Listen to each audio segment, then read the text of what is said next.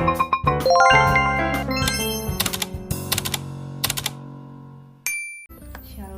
Assalamualaikum.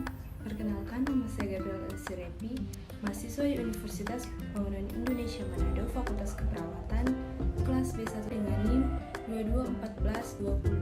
2214202011. Pada saat ini, untuk memenuhi tugas ujian akhir semester, saya akan membuat video penyuluhan tentang penyakit terminal. Penyakit terminal merupakan penyakit progresif, yaitu penyakit yang menuju ke arah kematian yang membutuhkan pendekatan dengan perawatan paliatif sehingga menambah kualitas hidup seseorang. Beberapa jenis penyakit terminal yaitu kanker stadium lanjut, demensia termasuk Alzheimer, penyakit saraf motorik, Parkinson, penyakit paru-paru, gagal ginjal kongestif, penyakit jantung lanjut, AIDS, cedera akibat kecelakaan fatal. Hal yang perlu diperhatikan saat merawat pasien dengan penyakit terminal yaitu perawat harus memberikan bimbingan kepada keluarga tentang tindakan penanganan bagi pasien sakit terminal. Kontrol hal yang membuat pasien tidak nyaman karena dapat mengganggu tidur, nafsu makan, mobilitas, dan fungsi psikologis. Pemberian kenyamanan bagi pasien terminal juga mencakup pengendalian gejala penyakit dan pemberian terapi. Penderita terminal dapat hidup selama berhari-hari, berminggu-minggu, berbulan-bulan, atau bahkan terkadang bertahun-tahun. Hal ini bergantung pada diagnosis pasien dan perawatan ataupun yang mungkin pasien dapatkan. Apakah penyakit terminal bisa disembuhkan? Penyakit terminal merupakan penyakit yang dialami oleh seseorang dan tidak dapat disembuhkan sehingga mengakibatkan kematian, di mana jumlah kematian meningkat akibat penyakit terminal. Hal-hal yang harus kita hindari dan kita lakukan dalam upaya pencegahan penyakit terminal yaitu yang pertama, pencegahan primer. Pencegahan ini bertujuan untuk menghindari atau meminimalisir perkembangan penyakit atau kecacatan yang mungkin terjadi pada individu. Contoh pencegahan primer adalah menghentikan kebiasaan merokok, menurunkan kolesterol, meminum obat penurun tekanan darah, dan rajin berolahraga.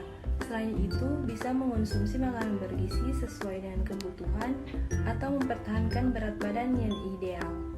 Yang kedua, pencegahan sekunder. Pencegahan penyakit sekunder ini dilakukan dengan mendeteksi sedini mungkin penyakit yang mungkin diderita. Hal ini dilakukan agar penyakit tidak semakin parah atau terjadinya komplikasi. Contoh pencegahan sekunder adalah melakukan pemeriksaan secara mandiri atau ke dokter untuk individu yang mempunyai gejala penyakit kronis. Yang ketiga, pencegahan tersier, bertujuan untuk mengurangi berbagai dampak negatif yang mungkin terjadi dari suatu penyakit. Contoh pencegahan tersier adalah rajin mengonsumsi obat yang diberikan oleh dokter. Pencegahan penyakit dilakukan untuk mencegah segala kemungkinan buruk yang akan terjadi.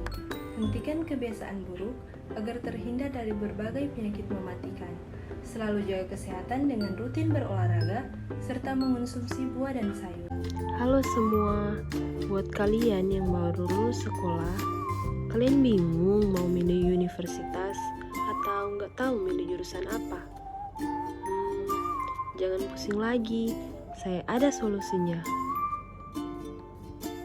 Kuliah saja di Universitas Pembangunan Indonesia Manado.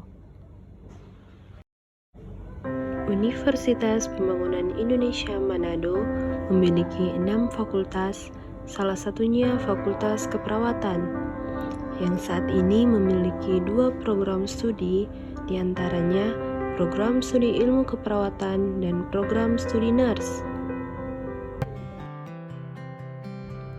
Kenapa sih harus UNPI?